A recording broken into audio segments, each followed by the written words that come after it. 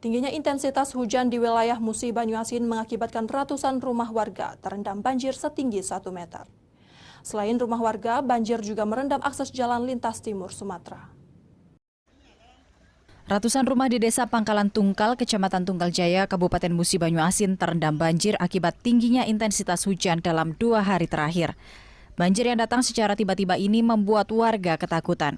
Ketinggian banjir mencapai 1 meter, merendam ratusan rumah padat penduduk.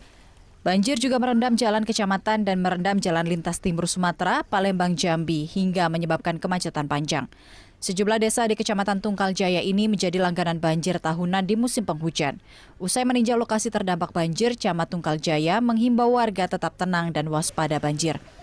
Dari data Kecamatan Tunggal Jaya, banjir akibat hujan deras dalam 2 hari terakhir berkisar 6 desa terdampak banjir.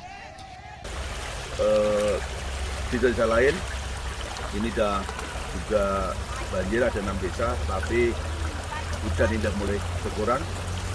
Mudah-mudahan tidak tambah besar, tapi begitu.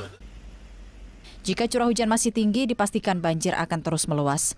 Ketinggian banjir di jalan lintas timur Sumatera berkisar 30 cm. Dari Musi Banyuasin, Edi Lestari, iNews melaporkan.